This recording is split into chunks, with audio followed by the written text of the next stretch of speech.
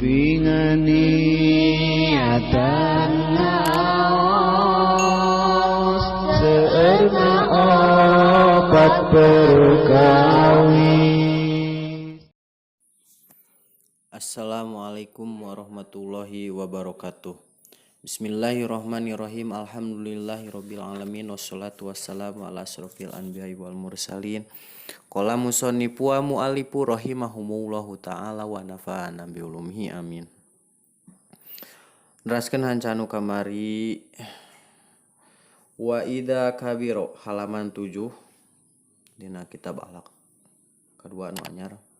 Wa ida kabiro jeung di mana-mana geus gede saha al waladu budak wa qad ta'awada jeung teman-teman parantos ngadatkeun itu si walad al ahlaqul fasidata kana akhlak anu ruksak fa innahu mangkasanyaina itu si walad eta yasumbu sulit jidan kalawan pisan naon tah dibuhu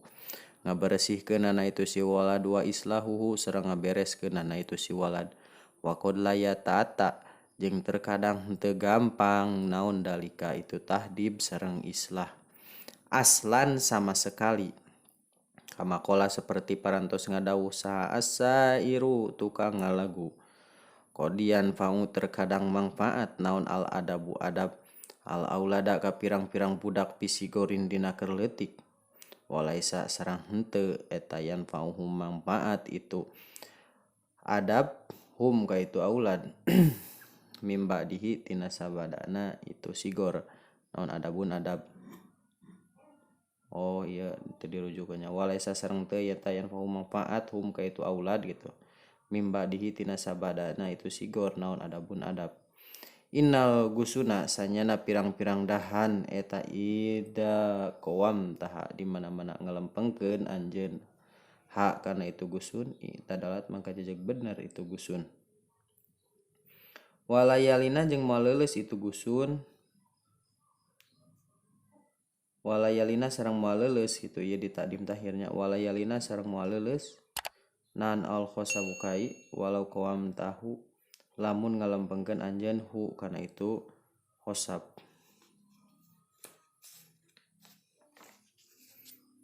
hada ari madkur waqad qara'ta jeung teman-teman maca eta waqad qara'ta jeung teman-teman maca anjeun ayuhatil midul mahbu wahai murid anu dipika cinta al juj al awala kana juj anu awal min hadal kitabi tina ieu kitab wantafa'ta jeung ngalap manfaat anjeun bihi kana ieu juj awal wadunaka jeung kudu nyokot anjeun hadal juj asani kana ieu juj anu kadua patah paham mahu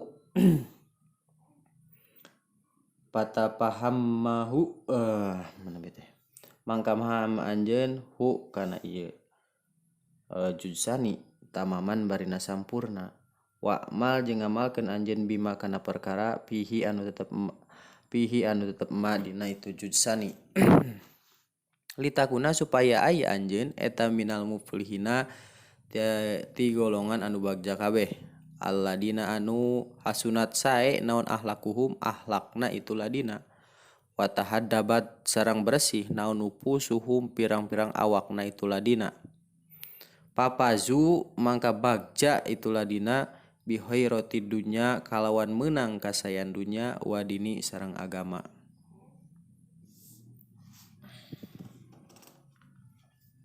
Bismillahirrahmanirrahim.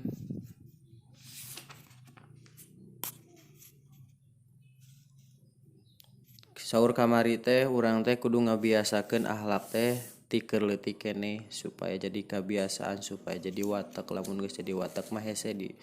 dipicen deui nya. Tah di mana-mana geus gede cenah budak jeung teman-teman ngadatkeun budak teh kana akhlak anu ruksak. Jadi lamun geus gede teh terus we di naon? Dibiasakeun akhlak goreng teh kitu nya. Mangka sanyana urang teh eta sulit cenah. Sulit urang dibersihkeunana jeung dibereskeunana lamun urang geus gede mah nya dari geus gede mah dipapatahan teh lain kalah narimakeun kalah ngalawan kitu nya mun ka guru teh kalah ngalawan ka guru teh kitu nya eta teh si lamun urang dipapatahan geus gede kitu nya si jelema eta nu geus gede teh dipapatahan teh kalah bakal ngalawan ka urang teh gitu keras teh jeung terkadang teu gampang cenah hese pokona mah hese pisan gitunya lamun geus gede diuruk adab mah hese pisan mata kan kudu tikeun alit itu dibiasakeun lamun geus gede hayang diajar akhlak teh hese pisan sulit pisan seperti parantos ngadawuh cenah tukang ngalagu terkadang manfaat cenah adab ka pirang-pirang budak dina keleutik jadi adab-adaban teh ngahuruk akhlak ngahuruk adab manfaat babari di ka budak leutik mah jeung teu manfaat eta adab-adaban dina sabadana leutik gitu nya dina sabadana leutik teh di mana geus gede gitu hese gitu di papatahan teh seperti sanyana dahan cenanya lamun ngalampeukeun anjeun kana itu dahan maka jejeg bener moal leuleus gitu nya soalnya jadi ibaratkeun tangkal kai lamun misalkan ayeuna ti keur leutikna mengkol contohna kan tangkal kai teh jadi bengkok gitunya terus keur leutik teh dilempengkeun di jajaran gitu di ajiran tah maka bakal nangtung biasa gitunya ketek geus gedena teh bakal lempeng beda ayeuna lamun misalkan geus gede terus ku urang teh yang dilempengkeun urang lamun urang yang berusaha ngalempengkeun daripada lempeng aru kalah bakal potong gitu lamun geus gede mah gitu beda jeung keur leutik teh jauh beda seperti gitu matakan pepeujeuh ka sadayana diajar akhlak teh kudu ti keur alit gitunya sangkan babari nerapna babari dilatihna babari diajarna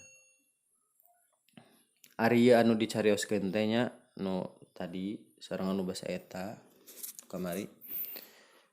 teman-teman maca cenah anjeun wahai santri online anu dipika cinta kana juz anu kadua kana juz anu awal tina ieu kitab jeung ngalap manfaat anjeun cenah kana juz anu awal urang kudu ngalap manfaat mudah-mudahan nya nu diaos ku urang sing tiasa urang ngalaksanakeun kana kehidupan sehari-hari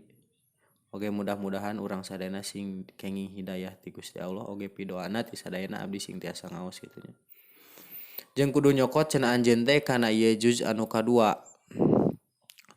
mangka kudu maham anjeun kana ieu juz nu kadua barina sampurna jeung kudu ngamalkeun anjeun kana perkara anu tetep eta perkara teh juz kadua da jadi naon wae anu aya dina juz kadua ku urang kudu diamalkeun gitu nya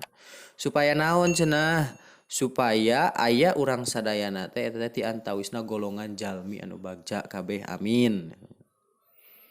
ari jalmi anu bagja teh nyaeta jalmi anu sae akhlakna jeung bersih pirang-pirang awakna cenah mangka bagja cenah itu si nya jalmi anu bagja teh kalawan meunang kasayan dunya sareng meunang kasayan akhirat meunang kasayan agama kitu nya mudah-mudahan we aya manfaatna khusus kangge diri pribadi abdi umum kangge sadayana ditutup ku wallahul muwaffiq ila aqwamit thoriq. Assalamualaikum warahmatullahi wabarakatuh.